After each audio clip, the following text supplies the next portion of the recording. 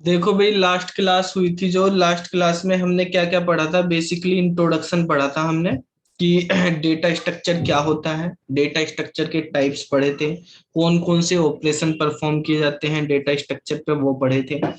Algorithms के बारे में पढ़ा था कि एल्गोरिथम क्या होती है, एल्गोरिथम प्रोग्राम में क्या डिफरेंस होता है, सूडो कोड के बारे में पढ़ा था थोड़ा सा, और एल्गोरिथम्स के फीचर्स पढ़े थे।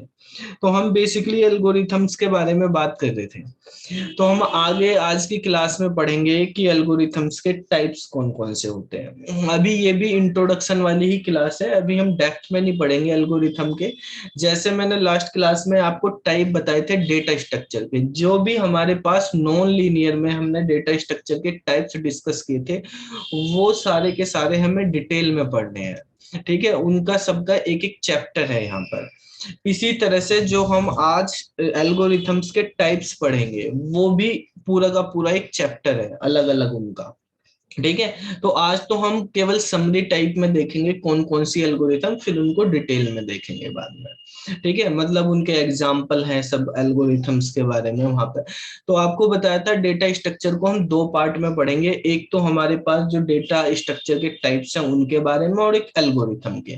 तो नॉर्मली आपने देखा होगा आपकी कोर्स में भी, बीटेक में, एमसीए में आपने पढ़ा होगा, तो इस सब्जेक्ट को दो पार्ट में पढ़ाया जाता है वैसे भी, कि एक तो डेटा स्ट्रक्चर पढ़ाया जाता है, एक design and analysis of algorithms पढ़ाया जाता है आपको। तो जो डेटा स्ट्रक्चर वाला सब्जेक्ट होता है, डेटा स्ट्रक्चर वाले सब्जेक्ट में आपके पास जो टाइप्स ऑफ डेटा स्ट्रक्चर, यानी एरे हो गया, लिंक लिस्ट हो गया, स्टैक, क्यू, ट्री और ग्राफ, ये वो होते हैं हमारे पास।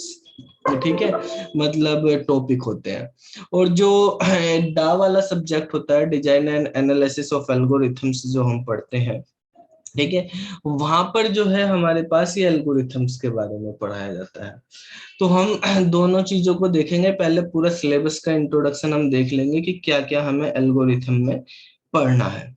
ठीक है, तो सबसे पहली बात हम यही करेंगे कि एल्गोरिथम्स के टाइप्स क्या होते हैं, उनके बारे में समझेंगे। टाइप्स ऑफ एल्गोरिथम जो हम यहाँ पे एक टाइप्स पढ़ेंगे, ये समझो आपके पास पूरा एक एक चैप्टर होगा इनका।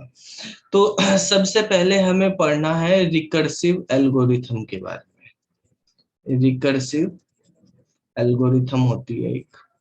ठीक है, सेकंड टाइप होती है हमारे पास एक एल्गोरिथम, डायनेमिक प्रोग्रामिंग।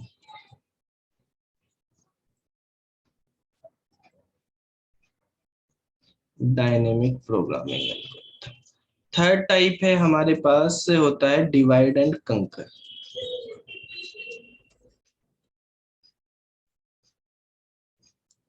एल्गोरिथम। एक हमारे पास होती है ग्रीडी एल्गोरिथम। एक हमारे पास होती है brute force algorithm.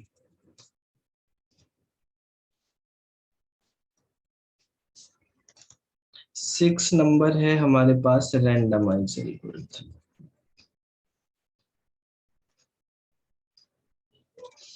Seven number पे अगर हम बात करते हैं तो एक एल्गोरिथम होती है बैक ट्रैकिंग।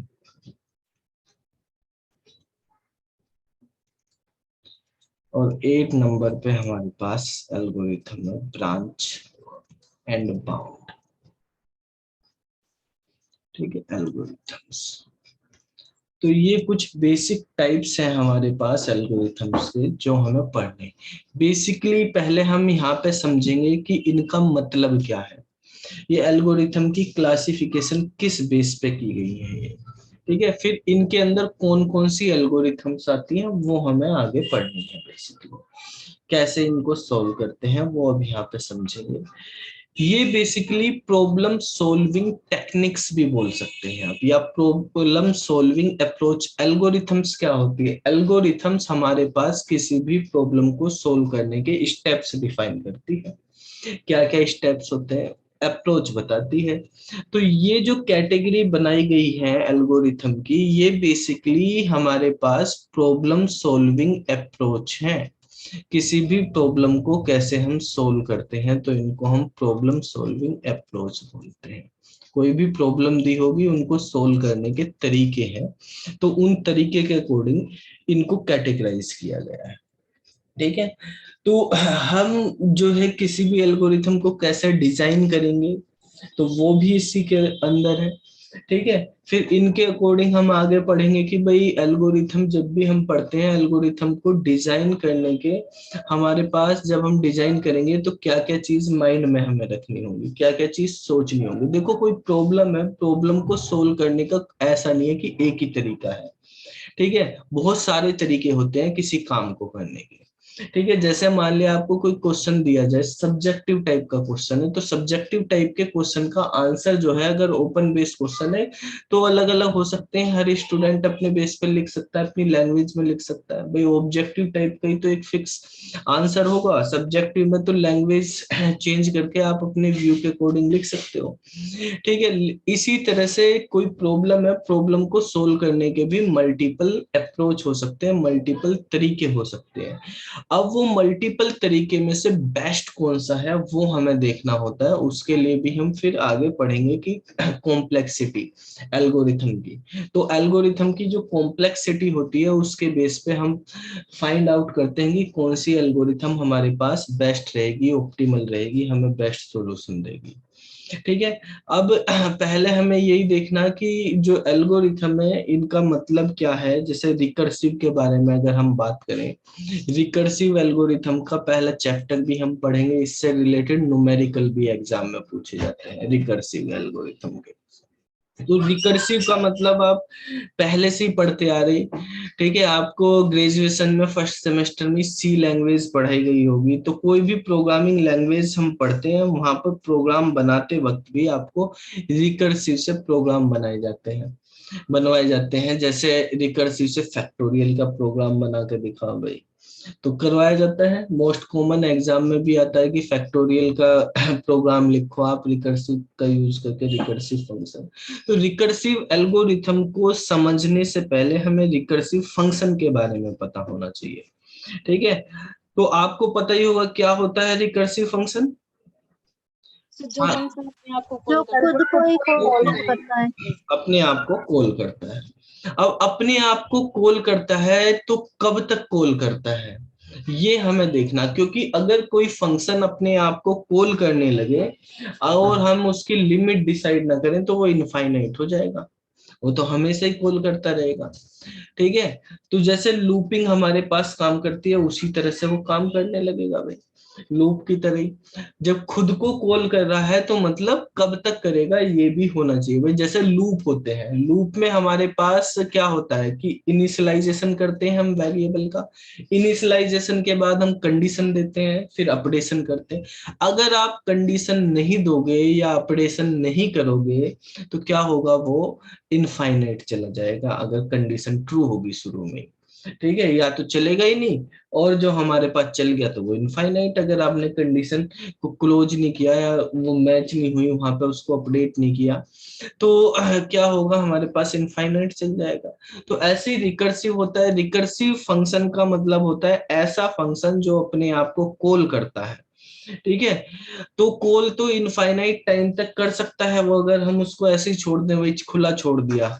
ठीक है, तो खुला छोड़ने पे क्या होगा, वो कॉल करता रहेगा अपने आप को। तो हमें एक कंडीशन देनी होगी कि किस कंडीशन पे जाके वो अपने आप को कॉल करना बंद कर दे। ये एग्जाम में क्वेश्चन पूछ लिया जाता है कि रिकर्सिव फंक्शन खुद को कॉल करना जब जिस कंडीशन पे बंद करता है उस कंडीशन को या उस केस को क्या बोलते हैं, कोई बताएगा क्या बोलते हैं। Base case. बेस केस बोलते हैं। ठीक है, और जिस वैल्यू पे वो बंद कर देता है कॉल करना उसको क्या बोलते हैं, बेस वैल्यू। ठीक है, तो बेस वैल्यू और बेस केस का यहाँ पे रोल होता है। इसको नोट कर लिया हो तो रफ कर दो इसको। चलो भाई देखो, हम इसके बारे में पढ़ेंगे पहले, रिकर्सिव एल्गोरिथम। ठीक है, रिकर्सिव एल्गोरिथम, इसके अंदर रिकर्सिव फंक्शन होता है। रिकर्सिव एल्गोरिथम बेसिकली जो है रिकर्सिव फंक्शन पे बेस होती है।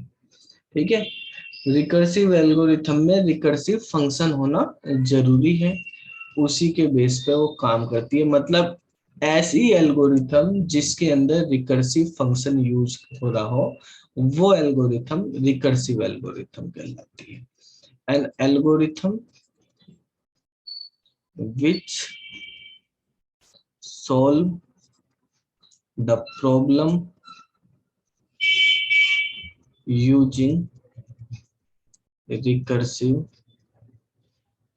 function is called recursive algorithm। जो रिकर्सिव फंक्शन है इसको हम रिकर्सन भी बोलते हैं, ठीक है। इस मेथड को या इस अप्रोच को हम रिकर्सन भी बोल देते हैं, रिकर्सन फंक्शन भी बोल देते हैं, या रिकर्सन अप्रोच भी बोलते हैं। तो रिकर्सिव फंक्शन क्या है? Recursive function RF is a function that calls हो जाएगा itself, ठीक है, अपने आप को जो कॉल करता रहता है। यहाँ पे हम ये भी लिख देते हैं until a base case, ठीक है, is true। जब तक हमारे पास बेस केस ट्रू नहीं होता तब तक चलेगा। यहाँ पे हमने until लिखा तो until वाला आपको पता है फॉल्स वाले पे चलता है, ट्रू वाले पे बंद हो जाता है, ठीक है। तो बेसिकली हमने लैंग्वेज यूज की है कौन सी, जो सूडो कोड में यूज होती है। तो बेसिकली इसका मतलब या ऐसे लिख सकते हो जब तक बेस के केस मैच ना हो, ठीक है। बेस केस क्या होता है यहाँ पर? बेस केस इज विच, ठीक है, इन विच लिख देते हैं, इन विच वी एंड, ठीक है, आवर रिकर्सन कॉलिंग, ठीक है। तो उस केस को हम बोलते हैं बेस केस, ठीक है, इज कॉल्ड बेस केस, ठीक है। तो the value of base case is called base value, उसको हम बेस वैल्यू बोलेंगे, ठीक है बेटा। इसको नोट करो आप।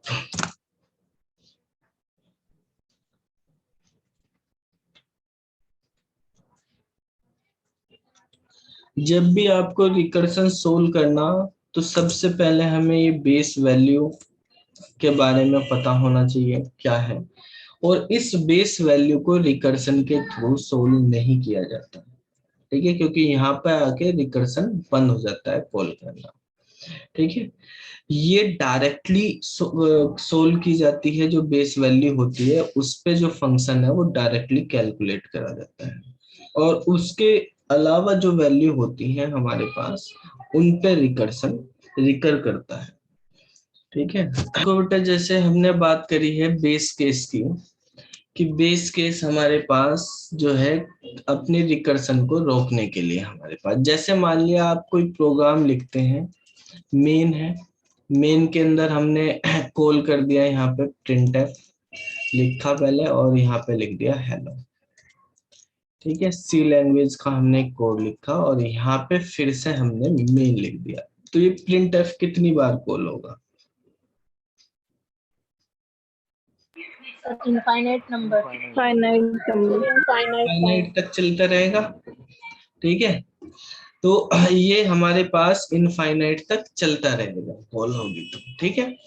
तो इसको जो है बेसिकली हमें कंट्रोल करना पड़ेगा, नहीं तो हेलो ही आता रहेगा। जैसे आपने देखा ना कि भाई एक बैल होता है एक सांड होता है, क्या फर्क होता है? बैल भी बैल ही है उसी कैटेगरी के, लेकिन बैल और सांड में क्या फर्क होता है भाई? गांव वाले बंदे बताना कोई है? इंसानों को भी कहते हैं कभी कभी, है किसी की मम्मी जो है कोई काम नहीं करता तो कहते हैं अपने बेटे को सांड हो रहा है, तो कुछ करना ना धरना, फ्री का खाना। तो मतलब बैल और सांड में यही फर्क, बैल तो बेचारा खाता कम है और काम ज्यादा करे। जे अब जितना खा रहा है तो उसे पूरे दिन काम करने में लगाया जाए, वो काम करता रहे, कंट्रोलिंग में रहे, उसे घर में बांध के रखा जाता है, खेत में चलाया जाता है, काम करता रहे। और सांड क्या खुला है, ठीक है, वो बस खाएगा इधर उधर। घर ऐसे कोई भी आदमी है, मान लिया कोई लड़का है और कहता है ना कि सांड हो रहा, तो वो कब कहते हैं उसे, बस आता है घर में खाता है और बाहर निकल जाता है, पूरे दिन घूमता रहता है, कुछ नहीं करना, इधर उधर घूमना, फिर भूख लगी फिर आ गया घर में, फिर खाकर फिर गायब। ठीक है, तो ऐसे ही होते हैं। तो मतलब वे ही बैल सांड बन जाते हैं जो कुछ काम तो करते नहीं, खुले घूमते रहते हैं, कंट्रोल नहीं है। तो यही जो है हमारे पास, अगर रिकर्सन को भी ऐसे ही छोड़ दोगे तो ये भी सांड की तरह काम करेगा, फिर खुला घूमता रहेगा, ये कंट्रोल नहीं होगा। तो कंट्रोलिंग करना हमें बहुत जरूरी है, ठीक है। नहीं तो वो हमारे पास रिकर्सन एल्गोरिथम नहीं बन पाएगी, क्योंकि एल्गोरिथम में की क्या डेफिनेशन है, एल्गोरिथम की डेफिनेशन ही ये है कि फाइनाइट स्टेप्स में हमें सॉल्यूशन मिलना चाहिए।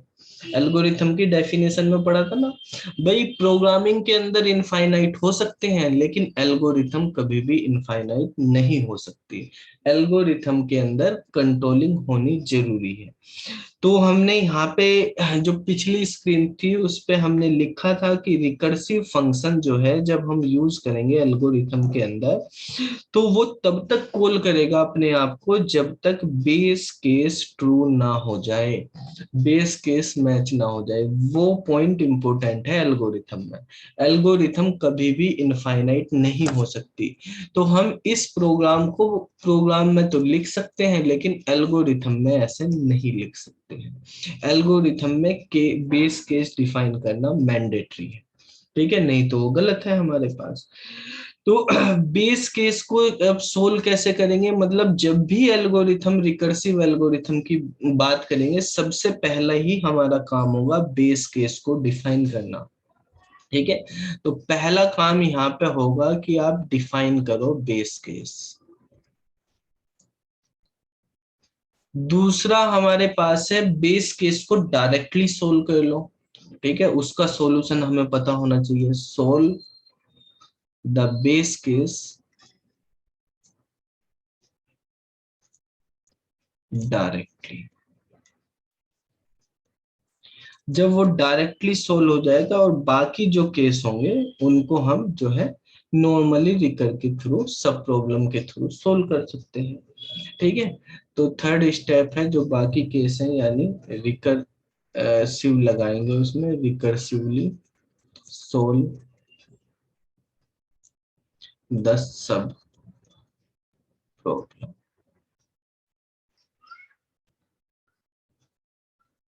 या अदर केसेस,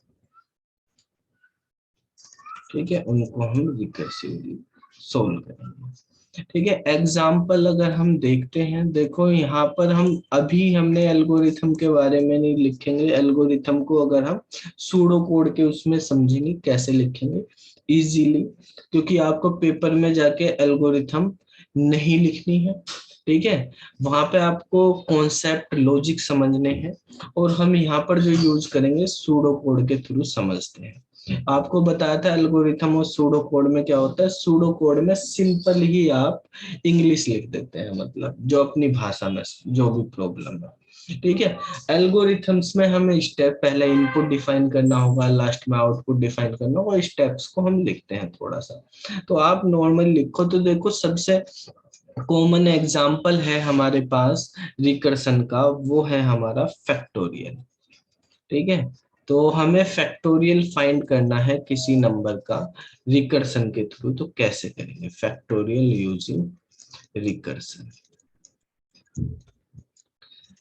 तो सबसे पहले तो हमें वो नंबर पता होना चाहिए जिसका हम फैक्टोरियल निकाल रहे हैं। तो हमने एक फंक्शन बना लिया, क्योंकि यहाँ पे रिकर्सिव फंक्शन हमें बनाना है, तो रिकर्सिव फंक्शन का नाम मान लिया फैक्ट नाम का कोई फंक्शन बना दिया, जिसमें वो नंबर हम पास कर देंगे, ठीक है। अब हमें यहाँ पे क्या करना, बेस केस डिफाइन करेंगे।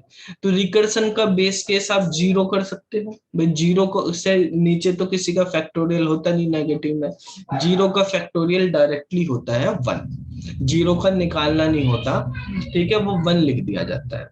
तो यहाँ पे बेस केस का जो हो गया, हमने यहाँ पे कर लिया कि अगर n की वैल्यू n इज 0, अगर n 0 है तो उसका क्या होगा, वो रिटर्न कर देगा, रिटर्न कर देगा 1, उसका जो फैक्टोरियल होगा 1 होगा। यहाँ पर आप बताएंगे कि जीरो क्या चीज है, जीरो क्या है? Base case. बेस केस नहीं बेटा, जीरो है हमारे पास बेस वैल्यू, बेस वैल्यू, हाँ सॉरी, बेस वैल्यू। ठीक है। और n इक्वल टू 0 जो है, ये हमारे पास है बेस केस, ठीक है, ये केस है। n की वैल्यू 0 जो है, जो 0 को डिफाइन कर रहे हैं हम खाली, वो बेस केस है। जब इनको कंपैरिजन कर रहे हैं कि n की वैल्यू 0 है क्या, या आप कह सकते हो n की वैल्यू 0 मतलब इसको अगर कंडीशन में हम लिखेंगे प्रोग्रामिंग में, तो n इक्वल टू 0, तो ये वाला जो केस बनेगा वो बेस केस होगा हमारे पास। तो इस पे हमें कुछ नहीं करना, ये फंक्शन अपने आप को कॉल नहीं करेगा। बेस केस पे फंक्शन अपने आप को कॉल नहीं करता, डायरेक्टली वैल्यू दे देता है आपको, डायरेक्टली 1 दे दी। अदरवाइज क्या होगा हमारे पास, ये नहीं है तो अदरवाइज वो रिटर्न करेगा, हमारे पास क्या रिटर्न करेगा, जो n है n में मल्टीप्लाई करेगा इस फैक्ट की ही, यानी इस फंक्शन को दोबारा से कॉल करेगा और इस फंक्शन में n-1 पास कर देगा इसका। तो इस तरह से कॉल होते हुए चलेगा हमारे पास। तो ये हमारे पास सूडो कोड हो गया, या हम बोल सकते हैं इसी तरह से एल्गोरिथम्स होगी। तो यहाँ पर हमारे पास जो हमने ये प्रॉब्लम थी फैक्टोरियल निकालने की, हमने देखी उस नंबर को, उस नंबर से एक कम नंबर लेके हमने वापिस से फंक्शन में कॉल करा दिया। तो ये हमारे पास हो गया कि हमने प्रॉब्लम को एक छोटी प्रॉब्लम में n को n-1 में तोड़ दिया, फिर n-2, n-3, जब तक हमारे पास n की वैल्यू 0 नहीं हो जाती, इसी तरह से चलता रहेगा, ठीक है। तो सबसे पहले हमने यहाँ लिखा, डिफाइन किया हमने बेस केस, तो डिफाइन कर दिया ये बेस केस क्या है, n इज 0, ये हमारे पास बेस केस हो गया। फिर हमने solve the base case directly, मतलब उसको रिटर्न करा दिया हमने, बनिए सोल्व करना। तीसरा हमने लिखा रिकर्सिवली सोल्व करेंगे सब प्रॉब्लम को या अदर केसेस को, तो ये तीसरी लाइन ये होगी हमारे पास यहाँ पे सोल्व करने की। इस तरह से हमारे पास रिकर्सन काम करता है, नोट कर लो इसको। अगर मैं कहूं कि हमको किसी लिस्ट में से नंबर ऑफ एलिमेंट्स दिए गए हैं, मतलब लिस्ट का मतलब ये है, और काउंट करने कितने नंबर ऑफ एलिमेंट है, तो क्या हम इसको रिकर्सन से सोल्व कर सकते हैं?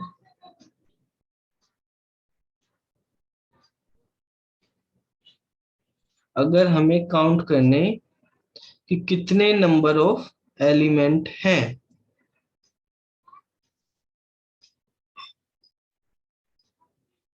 किसी एरे के अंदर या लिस्ट के अंदर,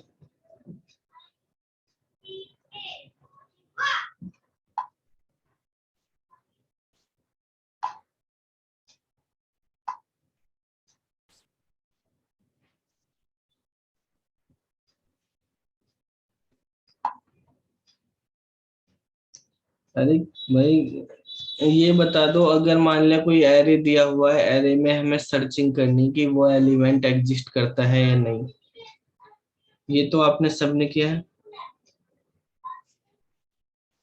रिकर्सन से हो सकता है या नहीं? हो सकता है सर। हो सकता है सर। सर्चिंग बताओ पंकज, कौन कौन सी होती है? अगर हमारे पास एक एरे दिया हुआ है, उस एरे में हमें सर्च करना कोई एलिमेंट जो है एग्जिस्ट करता है या नहीं, ठीक है, तो कौन सी सर्चिंग से कर सकते हैं? जैसे सर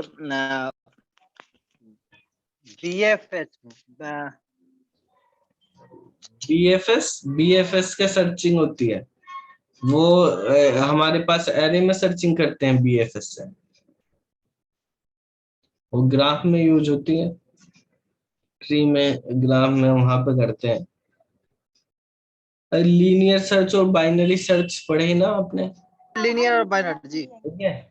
नॉर्मली वे करते हैं तो बाइनरी सर्च के एल्गोरिथम भी आती हैं, पेपर में भी आपने पढ़ी होंगी, अगर काफी इम्पोर्टेंट है। बाइनरी सर्च जो है हम बेसिकली रिकर्सन से करते हैं। रिकर्सन से अगर बाइनरी सर्च का प्रोग्राम बनाते हैं 3 लाइन में बन जाता है, नॉर्मली तरीके से बनाते हैं, बहुत कोड लिखना पड़ता है ज्यादा। जैसे अब फैक्टोरियल का अगर रिकर्सन से बना रहे 3 लाइन में खत्म हो गया हमारा। ठीक है, नॉर्मल करोगे तो 4-5 लाइन लूप लगा के वैसे कर दो, तो लूप के थ्रू कर दो। देखो फैक्टोरियल लूप के थ्रू भी निकल जाता है, रिकर्सन के थ्रू भी निकल गया। तो ये रिकर्सन जो है एक तरह से लूप का ही वो है हमारे पास सब्स्टिट्यूट। भाई लूप के थ्रू भी आप ये कर सकते हो और ऐसे भी यहाँ पे कर सकते हो। ठीक है, तो आप को किसी लिस्ट में नंबर काउंट करनी, वो रिकर्सन से आप कर सकते हो। लिस्ट में पता करना कि कितने कोई एलिमेंट है या नहीं, सर्चिंग करनी, मतलब सर्चिंग आप कर सकते हो। आपको फेबोनिक सीरीज वगैरह निकालनी, उसको भी कर लेते हैं हम रिकर्सन से। डायनेमिक प्रोग्रामिंग से भी कर लेते हैं, और भी एल्गोरिथम, मतलब अलग अलग तरीके होते हैं। अभी जो मैंने यहाँ पे पढ़ाया आपको उससे रिलेटेड अभी हम कुछ क्वेश्चंस करेंगे। ठीक है, आपको उन क्वेश्चंस के आंसर बताने हैं।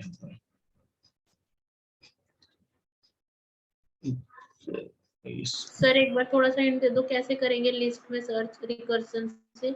बेटा बाइनरी सर्च का प्रोग्राम होता है, ठीक है, कि हम पहले डिवाइड कर लेते हैं 2 पार्ट में। डिवाइड करने पे कंपैरिजन करते हैं कि वो एलिमेंट मिडिल में आ रहा है या नहीं आ रहा। मिडिल वाला है तो वो रिटर्न कर देता है, अगर नहीं है तो हम जो है चेक करते हैं छोटा है या बड़ा है मिडिल वाले एलिमेंट से। ठीक है, उसके अकॉर्डिंग फिर हम उस लिस्ट को 2 पार्ट में डिवाइड करके उस पार्ट में फिर कॉलिंग कर देते हैं, फिर वही चीज रिपीट होती है। जहाँ पे एक ही चीज रिपीट हो रही बार बार, वहीं पे रिकर्सन, मतलब लूपिंग की तरह जहाँ काम हो रहा वहां पे रिकर्सन हो जाएगा। ठीक है, तो ठीक है सर। अभी हम सर्चिंग पढ़ेंगे आगे। ठीक है, जब हम एरे वाला चैप्टर पढ़ेंगे उसमें सॉर्टिंग और सर्चिंग रहेंगी मेनली। ठीक है, एरे का प्रोग्रामिंग तो C++ में पढ़ते हैं। यहाँ पे हमें एरे में बेसिकली 3 टॉपिक चीजें पढ़नी है, एक तो एड्रेस कैलकुलेशन, एक सर्चिंग और सॉर्टिंग। ठीक है, उनकी एल्गोरिथम्स के अकॉर्डिंग ही करनी है हमें, तो वो तब पढ़ेंगे डिटेल में। तो अभी जो हमने पढ़ा इससे रिलेटेड हम यहाँ पे कुछ समझते हैं। जैसे क्वेश्चन नंबर 1 है, बताओ, यहाँ पे लिखा है recursion is a method in which the solution of a problem depend on. जो रिकर्सन होता है उसमें प्रॉब्लम का सॉल्यूशन किस चीज पे डिपेंड करता है। ठीक है, किस चीज पे डिपेंड करता है, कि larger instance of different problem, या larger instance of same problem, या larger smaller instance of same problem, या smaller instance of different problem. A smaller instance of the same problem. Smaller, देखो हमारे पास अभी हमने प्रोग्राम किया था, वो लिखा था उसकी एल्गोरिथम फैक्टोरियल की।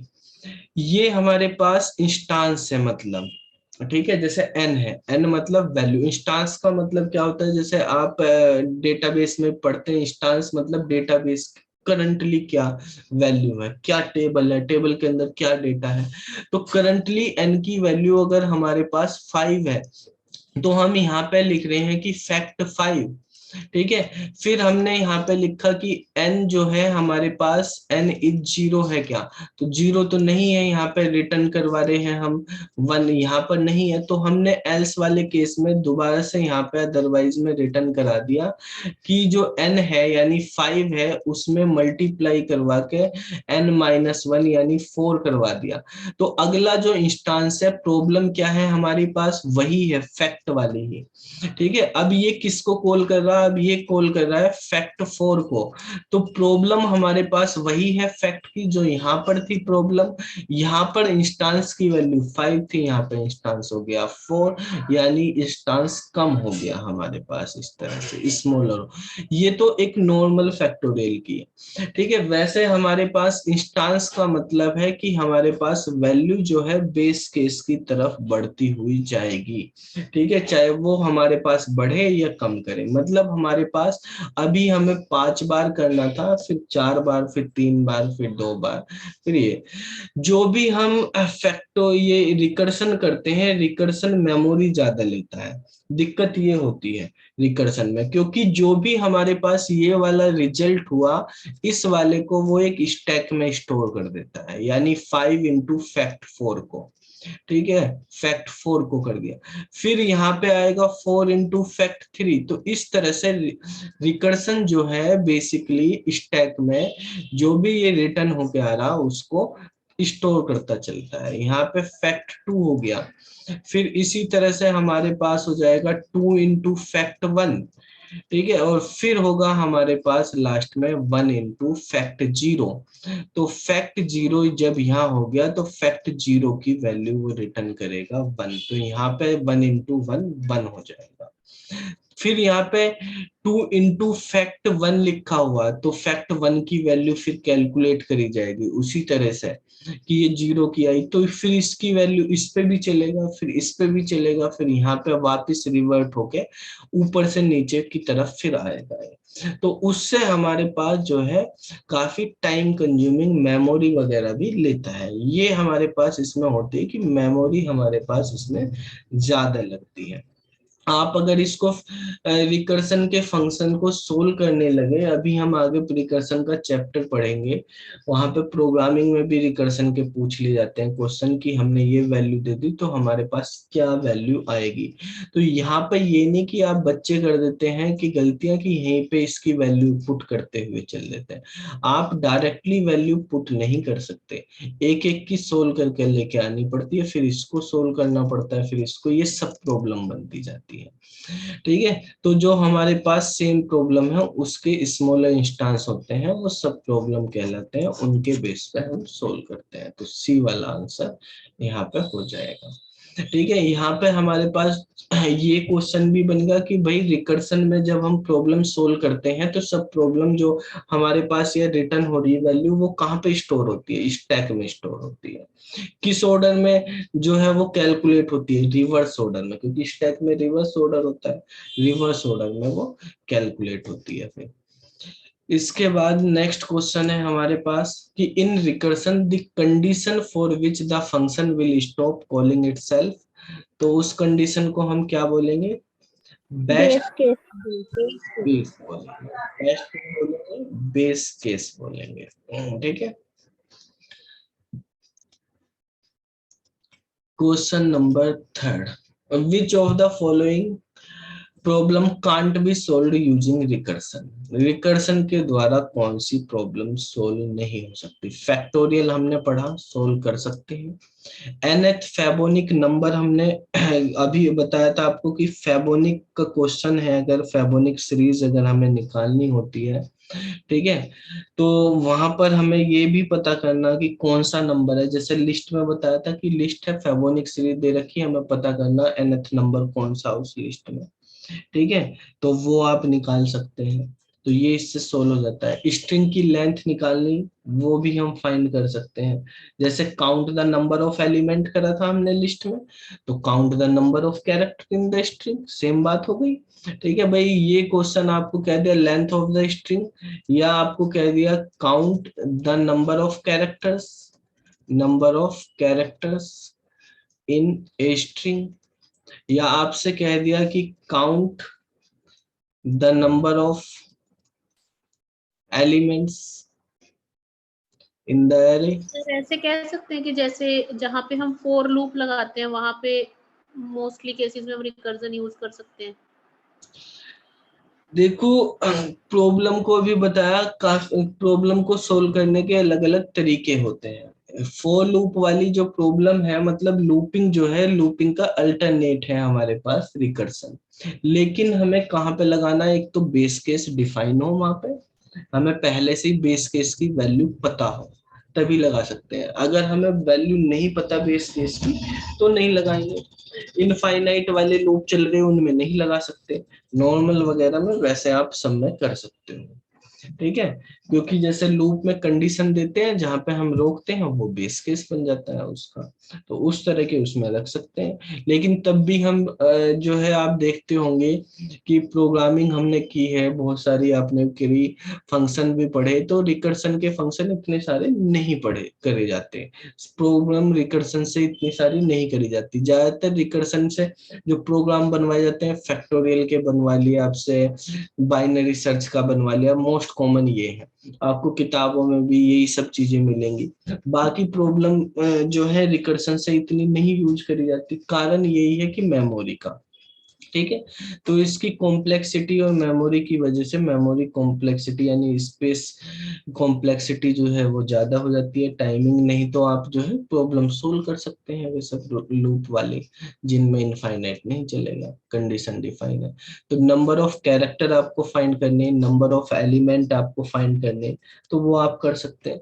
ये nth फैबोनिक नंबर का मैंने एक क्वेश्चन आपको बताया था कि लिस्ट में सर्चिंग करनी है आपको, तो वो आप कर सकते हो, ठीक है। सर्चिंग हो गई आपके पास, सर्चिंग आप कर सकते हैं। मतलब जिसमें बेस केस नहीं है वो आप नहीं कर सकते, बाकी हमारे पास जो है आप नॉर्मल जिसके अंदर बेस केस डिफाइन है वो सब आप कर सकते हैं। सर एक बार सेकंड क्वेश्चन दिखा। कौन सा बेटा सेकंड? हाँ जी। सेकंड ये था, सेकंड में ये कहा गया था कि हमारे पास रिकर्सन जो है कहाँ पर स्टॉप होता है, इसको क्या बोलते हैं, ठीक है। Okay sir. फोर्थ नंबर पे आते हैं, रिकर्सन किसके सिमिलर है इनमें से? Switch case, loop, if else, if elif else. Elif मतलब इफ, एल्स इफ और एल्स। लूप। तो लूप के हैं तो बी वाला आंसर हो जाएगा इसमें, ठीक है। तो ये एलिफ वगैरह हम यूज करते हैं पाइथन वगैरह में, ठीक है। अगर सी, सी प्लस प्लस, जावा वगैरह कर रहे तो इसका मतलब यही है कि इफ, एल्स इफ या एल्स, ठीक है, इस तरह के। लूपिंग के लिए होता है जहां पर हमारे पास बार बार कॉल होती है सेम कोड को। इसके बाद हमारे पास नेक्स्ट क्वेश्चन है, ये बताओ विच of the following statement is true? Recursion is always better than iteration. Iteration मतलब लूपिंग, कि जो हमारे पास लूपिंग है, इटरेशन है, उससे हमेशा रिकर्सन बेटर होता है, या recursion use more memory compare to iteration, या recursion use less memory compare to iteration, या iteration is always better and simpler than recursion. क्या होगा इसका answer? Regression uses more memory compared to. Recursion use more memory, ठीक है। तो मोर memory use करने का मतलब हो गया हमारे पास, इसका आंसर आपका हो गया है बी वाला, ठीक है, ये बी वाला आंसर हो जाएगा।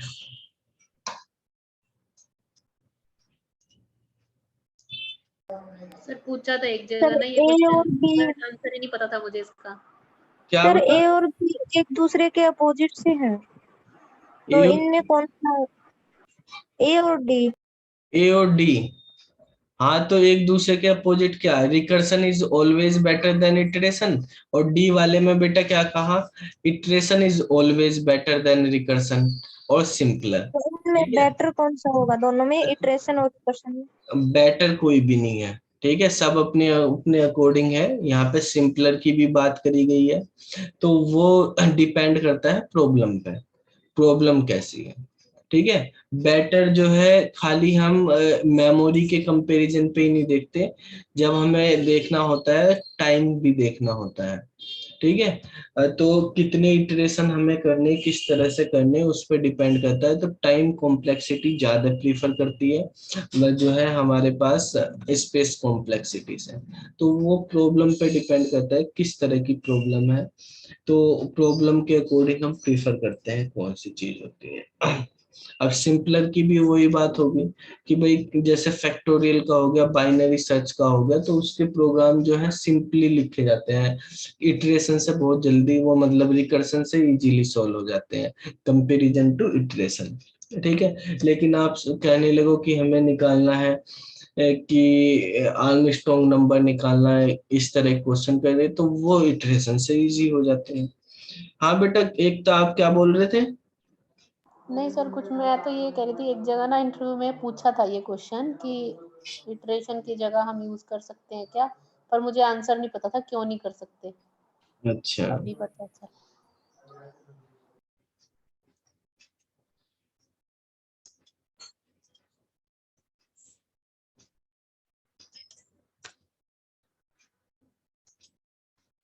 चलो बेटा, अभी जैसे हमने ये पढ़ा है यहाँ पर, ठीक है, अब इसके बाद दूसरी एल्गोरिथम थी, उसके बारे में समझते हैं।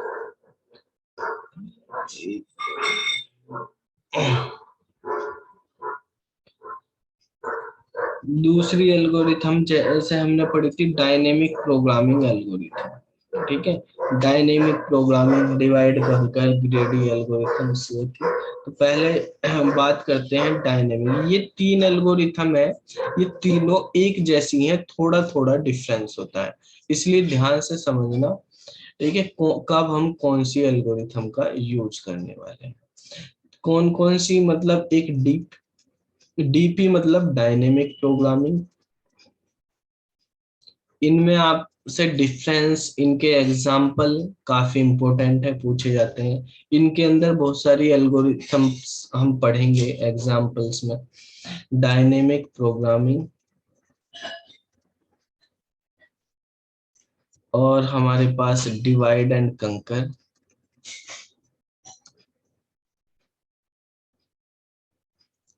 और तीसरी है ग्रीडी एल्गोरिथम, ठीक है।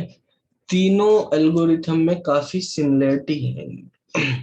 सिमिलरिटी क्या है वो भी हम देखेंगे। सबसे पहली चीज तो है, तीनों की तीनों एल्गोरिथम डिवाइड एंड कंकर पे काम करती है। बेस इनका डिवाइड एंड कंकर ही है, ठीक है। चाहे वो डायनेमिक हो, उसमें भी डिवाइड कंकर किया जाएगा, डिवाइड एंड कंकर में तो डिवाइड एंड कंकर किया ही जाता है, ग्रीडी के अंदर भी किया जाता है, ठीक है। तो फिर तीन किस लिए बनाई गई है, ये तो थोड़ा थोड़ा अलग अलग कुछ डिफरेंस है, मतलब डिवाइड एंड कंकर में कुछ ऐड ऑन किया गया है, तो उनके अकॉर्डिंग डायनेमिक प्रोग्रामिंग और ग्रेडी एल्गोरिथम बनी। देखो, अगर हम बात करते हैं डिवाइड एंड कंकर की, तो नाम से ही पता चल रहा है, डिवाइड करना, ठीक है, मतलब तोड़ना, कंकर करना मतलब रूल करना, ठीक है, किसी भी चीज पे राज करना। जैसे ये एल्गोरिथम को आप देख सकते हो, अंग्रेजों की नीति से डिवाइड एंड कंकर का रूल वो करते थे, फूट डालो राज करो, ठीक है। तो वही यहाँ पर है डिवाइड एंड कंकर के अंदर, कि हमारे पास कोई प्रॉब्लम है, अगर हम उसको इजीली सोल्व नहीं कर पा रहे, तो उस प्रॉब्लम को सब प्रॉब्लम में, छोटी छोटी प्रॉब्लम में डिवाइड कर दो, तोड़ दो, ठीक है।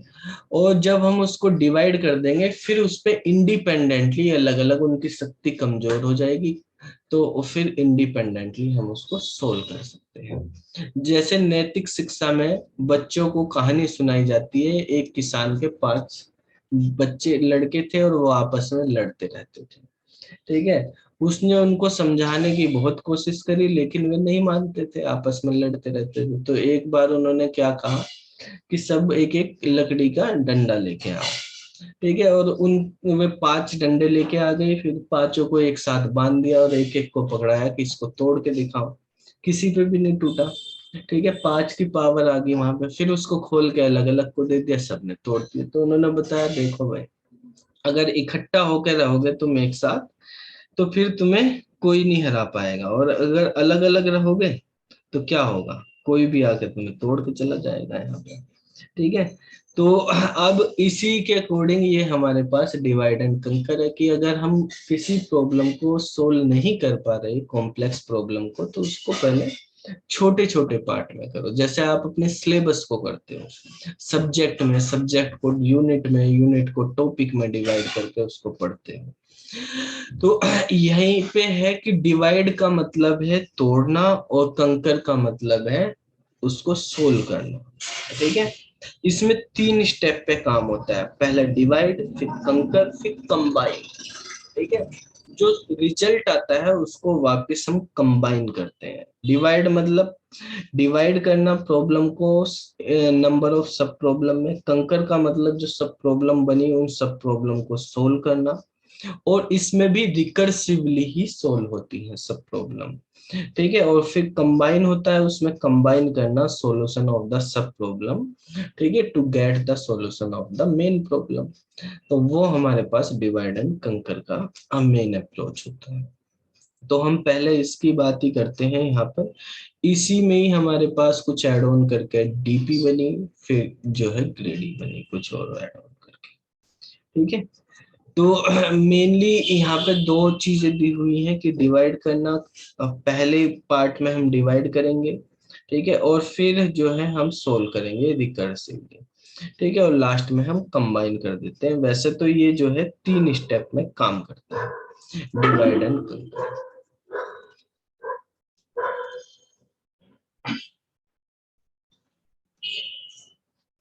ठीक है, तो पहला स्टेप होता है हमारे पास डिवाइड करना। Divide the problem into number of sub problems. दूसरा हमारे पास स्टेप है कंकर करना। कंकर का मतलब है कि कंकर द सब प्रॉब्लम। कंकर का मतलब सोल्व करना, ठीक है, यहाँ पे लिख देते हैं, मतलब सोल्व द सब प्रॉब्लम,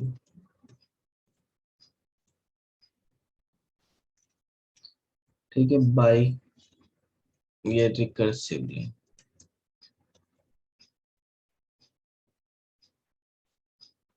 और तीसरा है हमारे पास कंबाइन।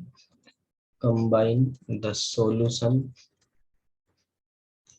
ऑफ सब प्रॉब्लम्स, ठीक है, to find out the solution of the main problem।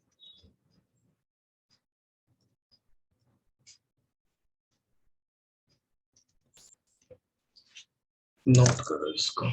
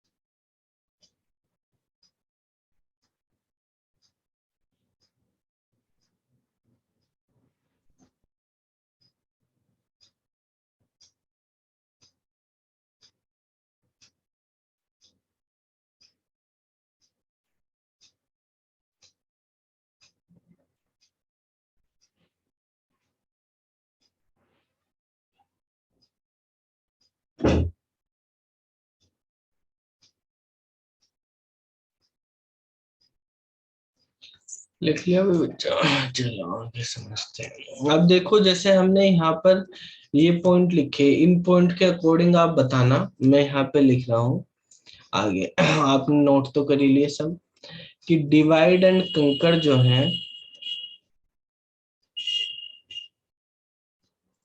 इस किस तरह की एल्गोरिथम है, यहाँ पर बताओ कैसे सोल्व करती है ये सब प्रॉब्लम को। रिकर्सिवली। रिकर्सिवली, तो मतलब इज रिकर्सिव, ये भी रिकर्सिव नेचर की है, ठीक है। तो यहाँ पर जो है हमारे पास अप्रोच कौन सा यूज करती है, इट इज ए, कौन सा अप्रोच होगा, टॉप टू बॉटम होता है या बॉटम टू अप होगा। Top to bottom. Main problem को पहले हम सब प्रॉब्लम में डिवाइड करते हैं, ठीक है। तो मेनली इसका काम है डिवाइड करना और फिर सोल्व करना। तो मेन प्रॉब्लम को सब प्रॉब्लम में डिवाइड कर दे तो मतलब टॉप टू बॉटम या टॉप टू डाउन अप्रोच को फॉलो करती है। ठीक है, जो हमारे पास इसके अंदर जो हमारे पास सब प्रॉब्लम आएंगी, अभी आपको एक एग्जांपल दिया था कि किसान के 5 बेटे थे, तो उन्होंने जब अलग अलग लकड़ी दे दी सबको, उन्होंने डिवाइड कर दी, तो क्या ये डिपेंड करता था कि पहले बेटे की लकड़ी टूटेगी तभी दूसरे की टूटेगी? क्या वे एक दूसरे पे डिपेंडेंट थी या नहीं? नहीं थी, सब इंडिपेंडेंटली थी। ऐसा भी हो सकता था किसी में जान कम थी, उस पर टूटे ही ना। ठीक है, तो यहाँ पर भी जब हम सोल्व करेंगे तो हम इस तरह से यहाँ पे ध्यान रखना कि इस तरीके से हमें डिवाइड करना है प्रॉब्लम को, कि जो सब प्रॉब्लम होंगी वे एक दूसरे से इंडिपेंडेंट होनी चाहिए। ठीक है, एक का रिजल्ट दूसरे में यूज नहीं करना हमें। ठीक है, इंडिपेंडेंटली वो वर्क करेंगी। ठीक है, तो इन 10 सब या ये लिख देते हैं, each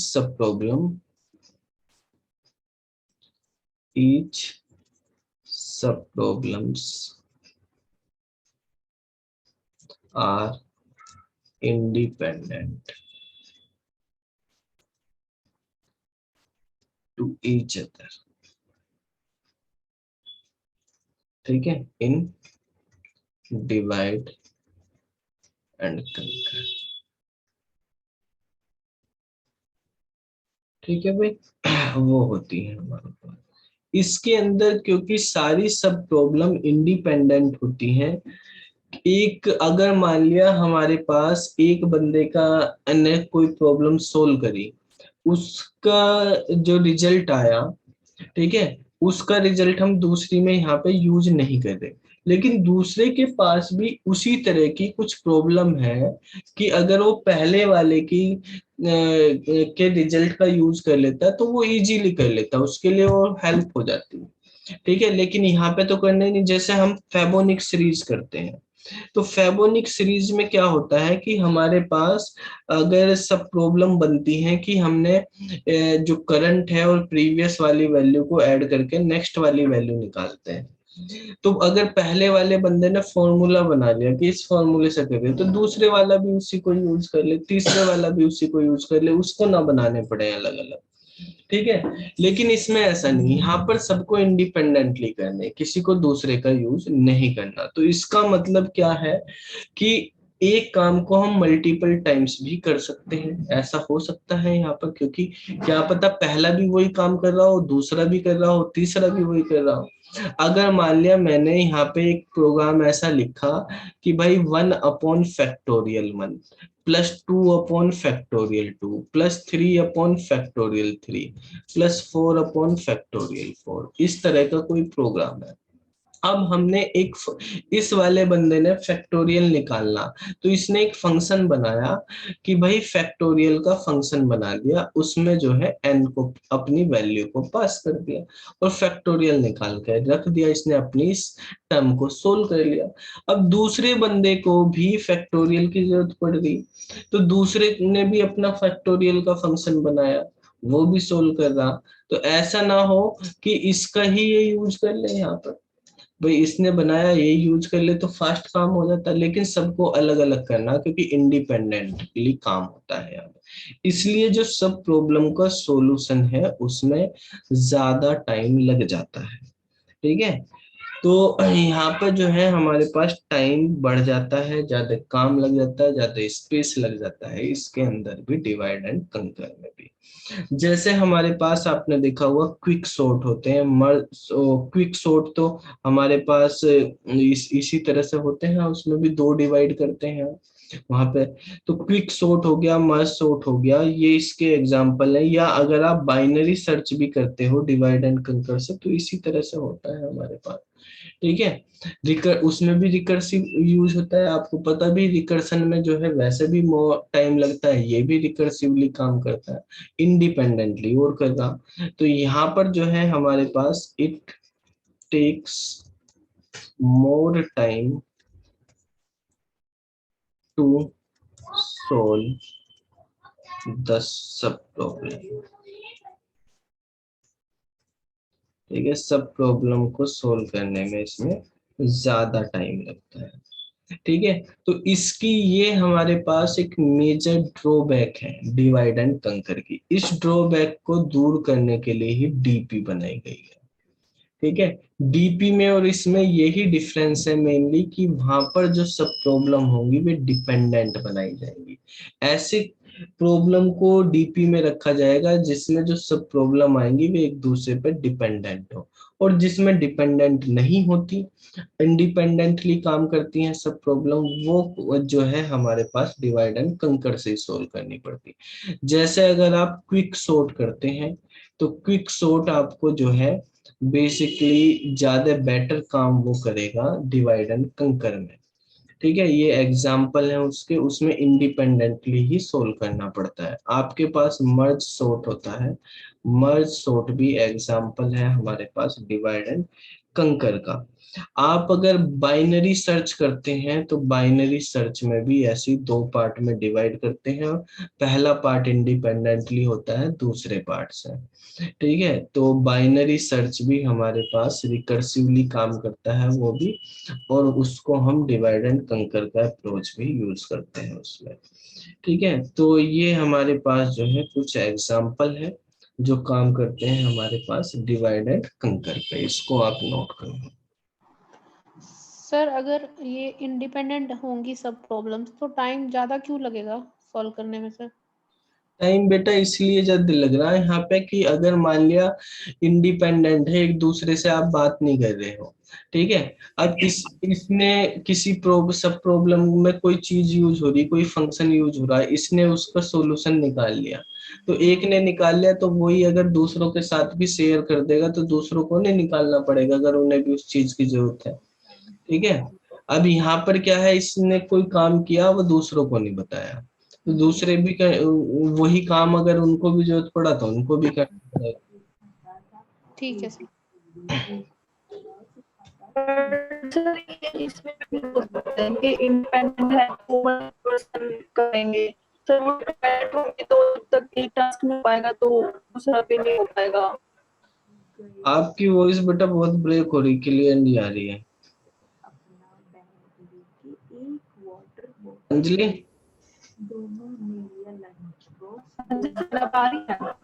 नहीं आ रही, मैसेज करो, मैसेज में लिखो। सर कोई नहीं, फिर पूछ लूंगी मैं। चंचल बेटा आपके पीछे बैकग्राउंड में क्या कोई टीवी वगैरह चल रहा है क्या? सॉरी सर, वो नहीं।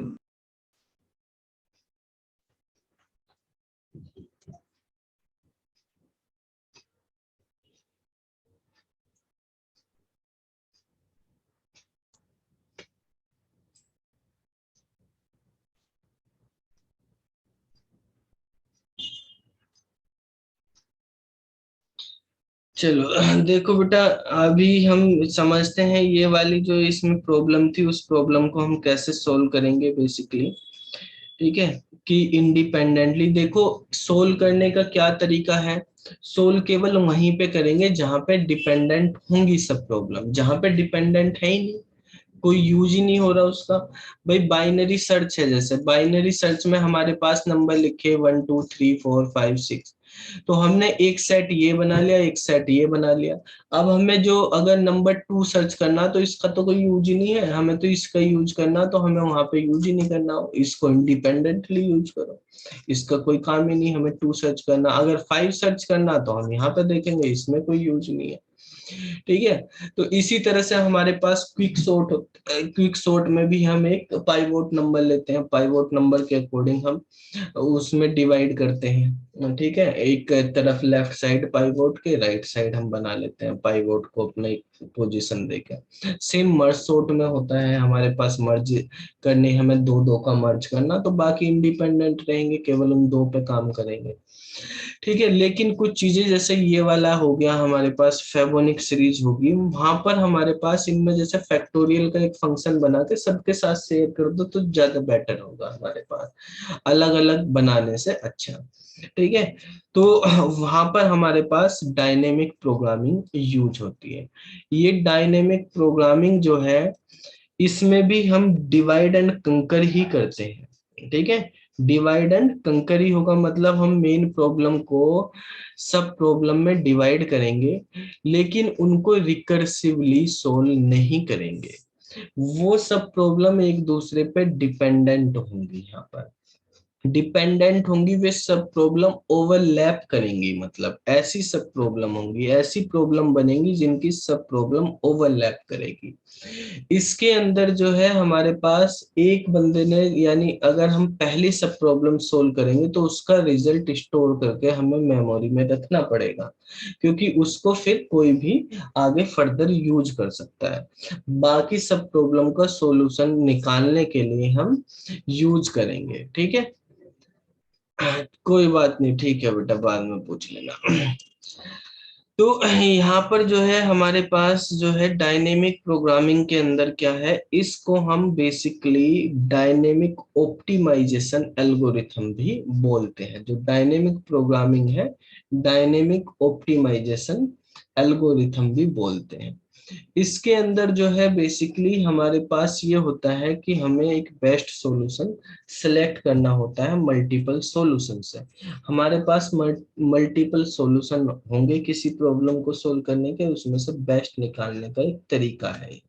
तो इसीलिए हम इसको डायनेमिक ऑप्टिमाइजेशन एल्गोरिथम भी बोलते हैं।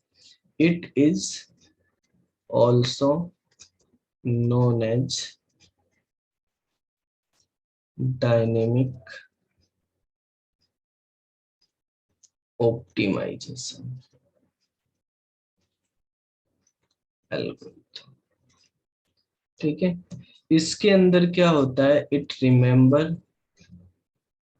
पहले ऐसे ही लिख लेते हैं कि हम कॉम्प्लेक्स प्रॉब्लम को जो है छोटी छोटी प्रॉब्लम में डिवाइड करेंगे, स्टेप्स लिख लेते हैं, ठीक है। यानी it solve a complex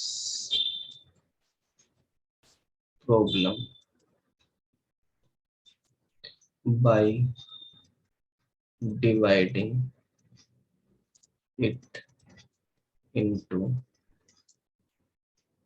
number of sub problems, ठीक है, जैसे हम डिवाइड एंड कंकर में करते हैं, ठीक है। Then solve each sub problem only once, ठीक है। ओनली वंस का मतलब रिकर्सिवली नहीं चलेगा, ठीक है। तो ओनली वंस लिखा मतलब क्या होगा, इट इज नॉट रिकर्सिव, ठीक है। And store the solution of a sub problem for future use, ठीक है, to solve another sub problem।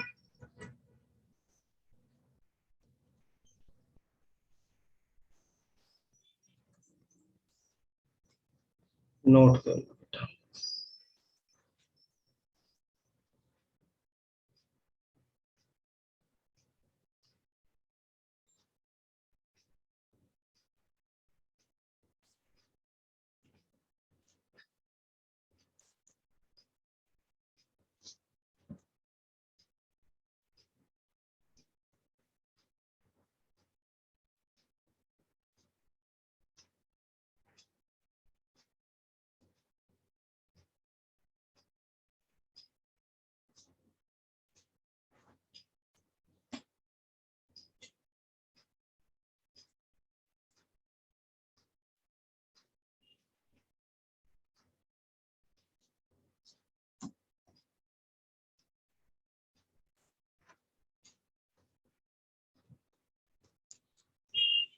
कल की क्लास का टाइम जो है आपको दोपहर को बता दिया जाएगा क्लास के बारे में, ठीक है।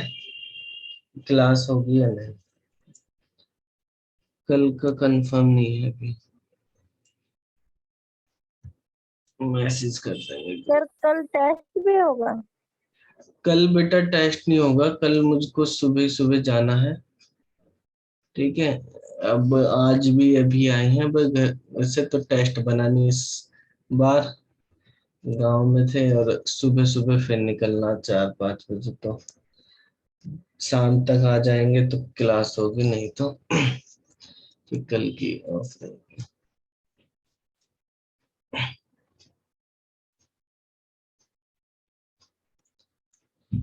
तो देखो भाई, यहाँ पर जो है ये आपने लिख लिया, सब प्रॉब्लम को हम सोल्व करने के लिए, दूसरी सब प्रॉब्लम को सोल्व करने के लिए हम यूज करते हैं उसको। तो यहाँ पर बेटा हमारे पास मेनली दो अप्रोच यूज करी जाएंगी इसमें। यहाँ पर पहली जो चीज होती है हमारे पास वो होती है ओवरलैपिंग। ओवरलैपिंग सब प्रॉब्लम।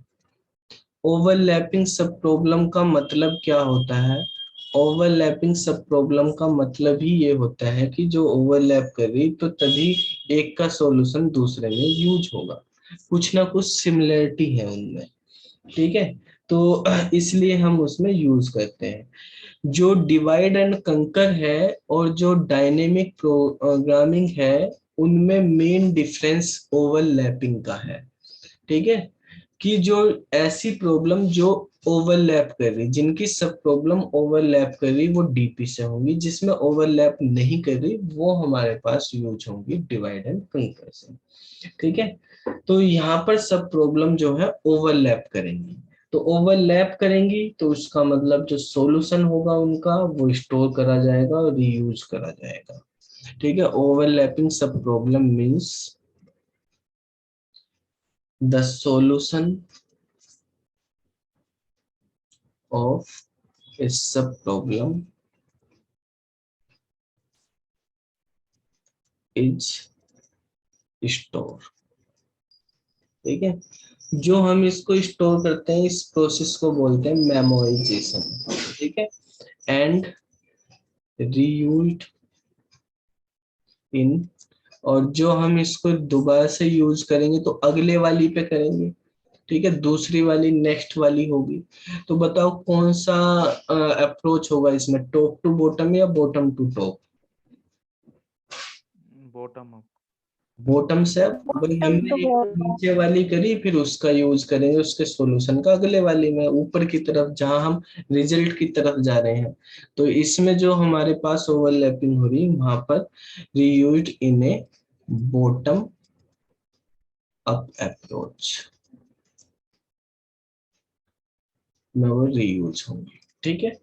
और दूसरा है यहाँ पे ऑप्टिमल सब स्ट्रक्चर यूज होता है। ऑप्टिमल सब स्ट्रक्चर का मतलब होता है कि जो नंबर ऑफ सॉल्यूशंस होंगे उनमें से बेस्ट सॉल्यूशन फाइंड करना, ठीक है। दूसरी इसमें मेन चीज होती है ऑप्टिमल सब स्ट्रक्चर, ठीक है। ऑप्टिमल सब structure means optimal solution, optimal solution, ठीक है। तो जो भी हमारे पास प्रॉब्लम होगी उसमें से हमें ऑप्टिमल सॉल्यूशन सेलेक्ट करना है। जो भी हमारे पास सब प्रॉब्लम निकाली जा रही है उनके अकॉर्डिंगली ऑप्टिमल सॉल्यूशन निकालना है ऑफ सब प्रॉब्लम्स, ठीक है। तो इस तरह से करते हैं। तो मतलब डायनेमिक प्रोग्रामिंग में मल्टीपल सॉल्यूशन एग्जिस्ट कर सकते हैं, हमें बेस्ट सॉल्यूशन वहां पर निकालना है, ठीक है, फाइंड आउट करना है। तो ये हमारे पास होती है। यहाँ पे हमने देखा कि ये रिकर्सिव नहीं होती, इसके अंदर सब प्रॉब्लम को केवल एक ही बार सोल्व किया जाता है, जबकि डायनेमिक प्रोग्रामिंग में सब प्रॉब्लम पे मल्टीपल टाइम्स हमें काम करना होता है, वो रिकर्सिवली काम करती है। इनको फिर हम स्टोर कर देते हैं, ये बॉटम अप अप्रोच पे काम करती है। और जो सब प्रॉब्लम होती हैं वो एक दूसरे पे डिपेंडेंट होंगी, यानी वो इंटरडिपेंडेंट होंगी। सब प्रॉब्लम्स आर interdependent,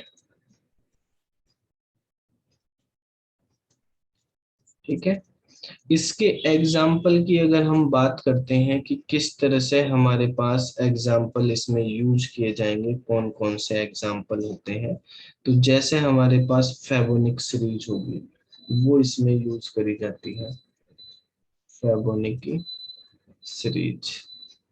ठीक है, फेबोनाकी होती है ना, NACCI, फेबोनाकी सीरीज होगी। एक हमारे पास मैट्रिक्स मल्टीप्लिकेशन होता है, मैट्रिक्स मल्टीप्लिकेशन। इसी तरह से अगर हम बात करें कि हमारे पास नैपसैक प्रॉब्लम हम पढ़ेंगे आगे, नैपसैक प्रॉब्लम होती है, जैसे हमारे पास एक 0-1 नैपसैक प्रॉब्लम होती है।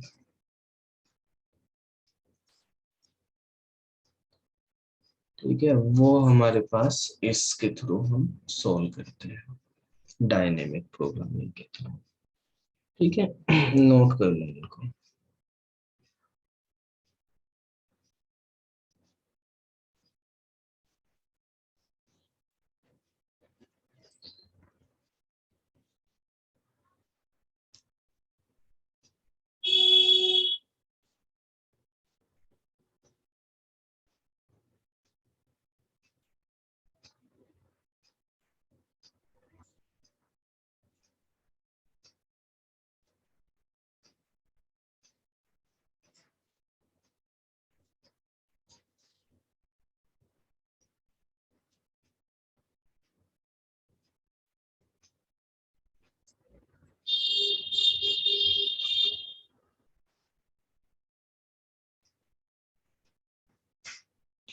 देखो भाई, एक एल्गोरिथम है हमारे पास, इसके जैसी हमने तीसरी बात करी थी, ग्रीडी एल्गोरिथम। नाम से ही पता चल रहा है ग्रीडी मतलब लालची है। ठीक है, तो ये एल्गोरिथम क्या होती है, इस एल्गोरिथम का ये अप्रोच है कि हमें बेस्ट ही निकालना है, केवल एक सॉल्यूशन नहीं, हमें बेस्ट सॉल्यूशन ही निकालना। और ये इंडिविजुअली काम करती है, मतलब हर सब प्रॉब्लम का बेस्ट देना। ठीक है, इसका मेन फोकस ये नहीं होता कि हमारे पास रिजल्ट बेस्ट आए, इसका मेन फोकस ये है कि अगर हम इंडिविजुअली करेंगे तो रिजल्ट भी बेस्ट हो जाएगा। जैसे मान लिया एक टीम है, क्रिकेट टीम है, ठीक है, वो खेलते हैं, उसके प्लेयर हैं, तो अगर हमारे पास प्लेयर का ये अप्रोच है कि हम पूरे के पूरे टीम मिलके खेलेगी साथ में, ठीक है, चाहे मैं आउट हो जाऊं, मेरा काम हो या ना हो, टीम जीतनी चाहिए, तो अगर वो है तो वो एक तरह से डायनेमिक प्रोग्रामिंग में, डायनेमिक प्रोग्रामिंग में इंडिविजुअल की बात नहीं, ओवरऑल की बात करी जाती है। ठीक है, लेकिन ग्रीडी वाले ये कहते हैं कि अगर इंडिविजुअल ही सही नहीं करेगा तो ओवरऑल कहां से कर देगा। ये कहते हैं कि जहां है हम एट ए टाइम, उस टाइम देखो क्या है, वहां क्या बेस्ट हो सकता है वो बेस्ट देखना हमें, यानी इंडिविजुअल को बेस्ट करना, जो भी हमारे पास सब प्रॉब्लम होगी वो सब प्रॉब्लम बेस्ट होनी चाहिए। ठीक है, तो ओवरऑल अपने आप ही हो जाएगा। इनका कहना ये है भाई, अगर हर प्लेयर अपना बेस्ट देगा तो रिजल्ट अपने आप ही बेस्ट आएगा। ठीक है, तो यहाँ पे अपनी परफॉर्मेंस पे ध्यान देना है कि हर प्लेयर को, तो यही है कि यहाँ पर क्या है कि ग्लोबली नहीं देखा जाता, लोकली फोकस करती है। ठीक है, ग्लोबली फोकस ना करके लोकली फोकस करती है कि जो हमारे सामने अभी प्रॉब्लम है उस प्रॉब्लम पे फोकस करो और उसका बेस्ट निकालने की कोशिश करो, बाद में जो होगा वो देखा जाएगा। तो 100% केसेस तो ऐसे है नहीं कि हो जाए, ठीक है, लेकिन मोस्ट ऑफ केसेस में ये डायनेमिक से भी बेटर काम करती है। ठीक है, ये रिजल्ट जो है ऑप्टिमल, मेन प्रॉब्लम का ऑप्टिमल रिजल्ट ही देती है, मतलब ऑप्टिमाइजेशन के लिए ही इसको यूज करा जाता है कि हमारे पास ऑप्टिमाइजेशन यानी बेस्ट सॉल्यूशन मिल जाए। खाली सॉल्यूशन ही नहीं, हमें बेस्ट सॉल्यूशन चाहिए। लेकिन कभी कभी ऐसा होता है कि इंडिविजुअल मिलने के बावजूद भी हमें फाइनली बेस्ट नहीं मिल पाता, तो 100% तो है नहीं, लेकिन मोस्ट ऑफ केसेस में और डायनेमिक से भी ज्यादा सॉल्यूशन ये बेस्ट दे देती है। तो इसको हम ऑप्टिमाइजेशन प्रॉब्लम भी बोलते हैं। ऑप्टिमाइजेशन प्रॉब्लम या एल्गोरिथम एक अलग कैटेगरी है ऑप्टिमाइजेशन प्रॉब्लम की भी, जिसमें हमें एक ऐसा सॉल्यूशन वो खाली सॉल्यूशन ही नहीं फाइंड करना बल्कि बेस्ट सॉल्यूशन निकालना। ठीक है, और ये जो है हमारे पास ग्रीडी ऑप्टिमाइजेशन प्रॉब्लम को सोल्व करने के लिए ही यूज करी जाती है। ठीक है, greedy algorithm is used to solve optimization problems। ठीक है, ऑप्टिमाइजेशन प्रॉब्लम क्या है? इन विच we want to find not just a solution but the best solution।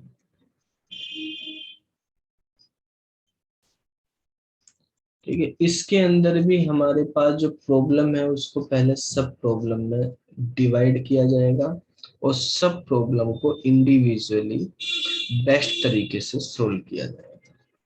ठीक है, तो पहला स्टेप है कि डिवाइड करना, divide the problem into sub problems. ठीक है, and solve each sub problem, ठीक है, by choosing a local optimal यानी बेस्ट सॉल्यूशन। ठीक है,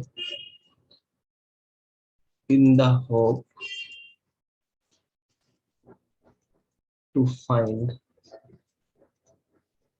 द ग्लोबल ऑप्टिमल सॉल्यूशन।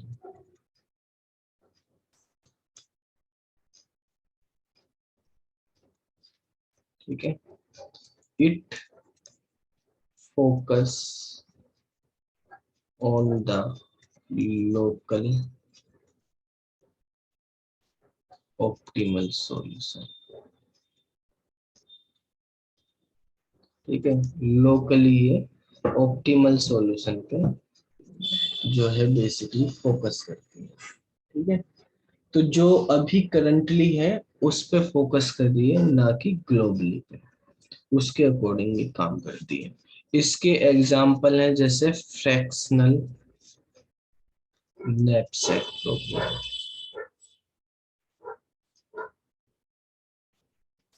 ठीक है, तो जो फ्रैक्शनल नैपसैक प्रॉब्लम है वो इसके थ्रू होती है। इसके बहुत सारे एग्जाम्पल हम पढ़ने वाले हैं और काफी इम्पोर्टेंट है, उनसे क्वेश्चंस आते हैं। जैसे आपने ग्राफ में हम पढ़ेंगे आगे क्रूक्सल और प्रिम्स एल्गोरिथम्स होती है।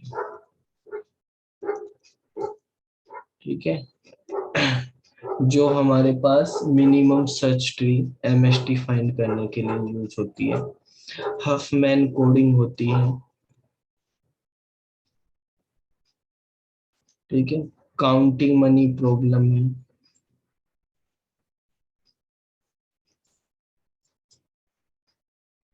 एटसेट्रा। ये सारी की सारी हमारे पास जो है ग्रीडी अप्रोच से सोल्व होती है। नोट कर लो इसको।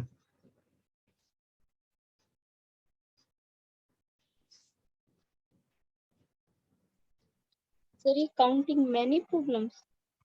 Money, counting money.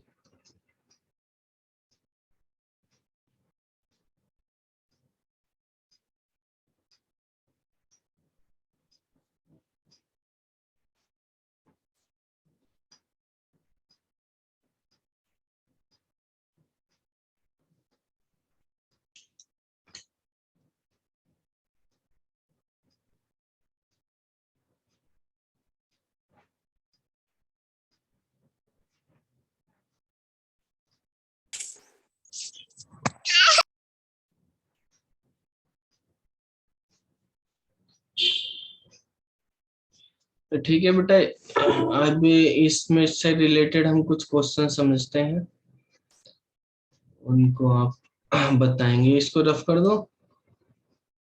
Sir 1 minute रुकना, सर बैक कर दो। हाँ हाँ करते हैं।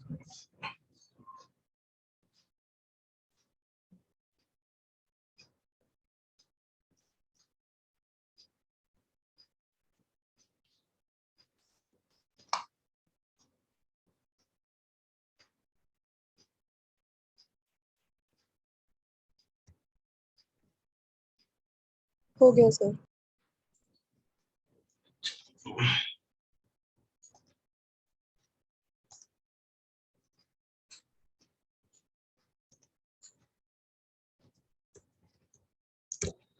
चलो बताओ बेटा, इसका आंसर क्या होगा? Which of the following is are property या properties of a dynamic programming?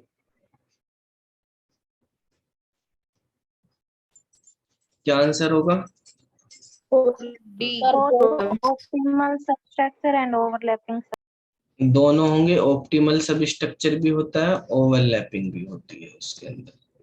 ठीक है, तो डी वाला आंसर इसका हो जाएगा।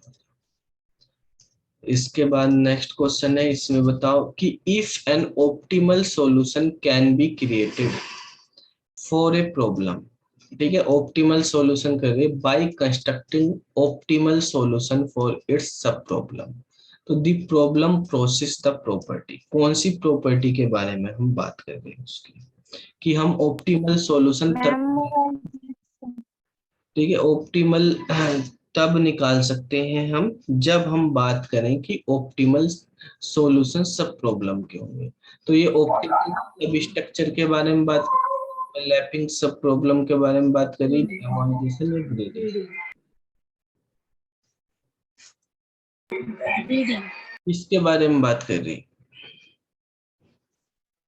Optimal solution of created for a problem. Sir grading.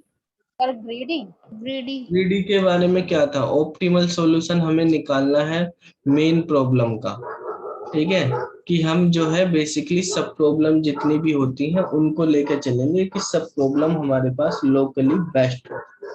ठीक है, उसके अकॉर्डिंग तो हमारे पास ये, लेकिन इसमें एल्गोरिथम नहीं पूछा बेटा, इसमें पूछा है कौन सी प्रॉपर्टी है। ठीक है, तो प्रॉपर्टी के